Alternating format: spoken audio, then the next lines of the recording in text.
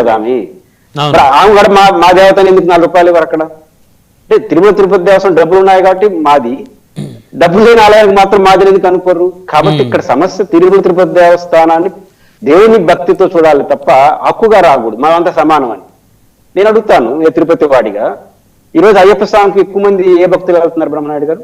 తెలుగు వాళ్ళేగా? అవును. మాకు మన బోర్డు మెంబర్ ఇస్తారు, ఒకసారి అడుగుతాం కేరళ వాళ్ళని. మనమే ఎక్కువ పోతా ఉండేది, ఉండి ఆదాయం కూడా మందే ఉంటుంది ఎక్కువ.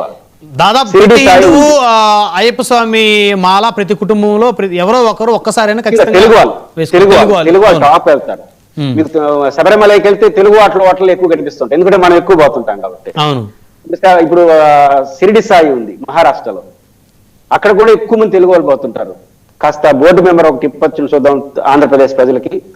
సమస్య ఏంటంటే ఇప్పుడు తెలంగాణలో ఏదైనా ఒక ఆలయానికి ఆంధ్రప్రదేశ్ ఎమ్మెల్యే సిఫార్సు చేస్తే అలో చేస్తారని చూద్దామా? కాబట్టి పాయింట్ ఏంటంటే పురుషోత్తం రెడ్డి గారు, తెలంగాణ ఎమ్మెల్యేల యొక్క రెఫరెన్స్ కూడా ఇప్పుడు తిరుపతి దేవస్థానానికి సంబంధించి వాళ్ళ ఎమ్మెల్యే లెటర్లు తీసుకొని వెళ్తే దర్శనం ఎలా అయితే ప్రస్తుతం అయితే నడుస్తుంది. ఇస్తున్నారు. దాని ఫలితం ఏంటంటే మొన్న కర్ణాటక వాళ్ళు అడిగినారు, రేపు తమిళనాడు వాళ్ళు అడుగుతారు, రేపు సిఫార్సు లెటర్లు తప్ప ఏమీ మిగలవు టీటీడీలో సామాన్య భక్తులకి. ఇప్పుడు రేపు పార్లమెంట్ కూడా చర్చ జరగబోతాం, మాకు ఎంపీలకు కూడా ఇవ్వండి, మేము కూడా దేశం అంతా వస్తున్నారని. కాబట్టి విభజన చట్టంలో కూడా ఒకసారి చదవండి. తిరుపతి దేవస్థానం రాష్ట్ర విభజన తర్వాత ఆంధ్రప్రదేశ్ ప్రజలకు సంబంధించిన రైట్.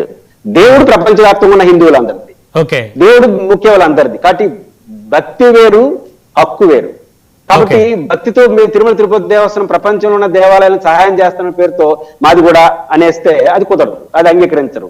కాబట్టి ఆంధ్రప్రదేశ్ హక్కు, దేవుడుగా మనందరికీ ఆంజనేయ స్వామి అయినా షిరిడి సాయిబాబా హిందువులకు ఒకటే దేవుని ఆరాధించే వాళ్ళకి ఆరాధ్యం అందరిది, హక్కు ఏ రాష్ట్రం వాళ్ళది, ఏ దేశం వాళ్ళది వాళ్ళది. ఇప్పుడు పురుషోత్తం రెడ్డి గారు, టీటీడీ నిధుల కింద కొన్ని దేవాలయాలకి దేవాలయాల యొక్క అభివృద్ధికి అనేక సందర్భాల్లో నిధులు ఇచ్చిన పరిస్థితి ఉంది కదా. తెలంగాణలో కూడా, హైదరాబాద్లో కూడా టీటీడీ కింద కొన్ని దేవాలయాలు నడుస్తూ ఉన్నాయి కదా. ఆంధ్రప్రదేశ్ తర్వాత హైయెస్ట్ తిరుపతి దేవస్థానం ఏదైనా ఖర్చు పెడుతుందంటే తెలంగాణలో. బికాజ్ ఆఫ్ మినిట్ వరకు మనం కలిసి ఉన్నాం, తెలుగు వాళ్ళుగా ఉన్నాం కాబట్టి, అసోసియేషన్ కూడా బాగుంటుంది కాబట్టి నేచురల్ గా మనం తెలంగాణలో కూడా ఎక్కువ దేవాలయాలకి, ముఖ్యంగా ప్రతి దేవాలయానికి 5 లక్షల శ్రీవాణి ట్రస్ట్ కింద 100 కోట్ల రూపాయలు దేశవ్యాప్తంగా మన జమ్మూ కాశ్మీర్ లో గుడి కట్టాం, అమెరికాలో గుడి కట్టాం, చాలా చోట్ల కడుతున్నాం. దాంట్లో ఏం సందేహం లేదు. అన్ని రాష్ట్రం మనం ముంబైలో కడుతున్నారు, ధర్మక్షేత్రంలో కడుతున్నారు, తప్పేం లేదు. తిరుపతి దేవస్థానానికి వెసులుబాటు ఉంది కాబట్టి చెయ్యొచ్చు. ఆ వెసులుబాటుతో చేసే పని రేపు టీటీడీకి సమస్య రాకుండా చూసుకోవాలి. మరి భారం అయిపోయి మళ్ళీ మొదటికే మోసం రాకుండా చూసుకోవాల్సిన బాధ్యత టీటీడీది, ప్రభుత్వాలది. రెండోది, ఈరోజు పవన్ కళ్యాణ్ గారికి వాళ్ళు స్వాగతం పలకడాన్ని రాజకీయంగా మనం చూడలేము.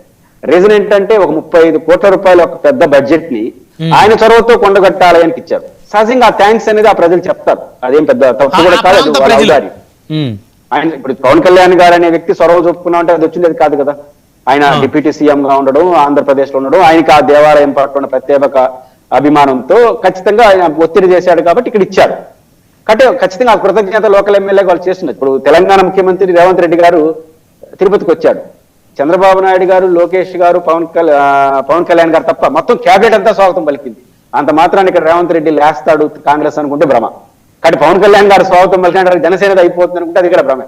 కాబట్టి రాజకీయం వేరు, ఆడున్న పరిస్థితి వేరు. నిజానికి తెలంగాణ వాళ్ళు స్వాగతం చెప్పండి నేను ప్రత్యేకంగా ఏం చూడను, ఎందుకంటే ఆ ఆలయాన్ని ఎవరు బాగు చేయాలి? టెక్నికల్ గా చూస్తే ఆ ప్రభుత్వం తెలంగాణ ఎండోమెంట్ శాఖ చేయాలి. ఆ ఎండోమెంట్ శాఖ భారాన్ని 35 కోట్లు తగ్గించారు పవన్ కళ్యాణ్ గారు. పైకి ఆయన కూడా సొంతంగా కొంత డబ్బులు ఇస్తాడు. ఇంత సాయం చేస్తుంటే వాళ్ళు థ్యాంక్స్ చెప్పుకునేట్టుంటారు.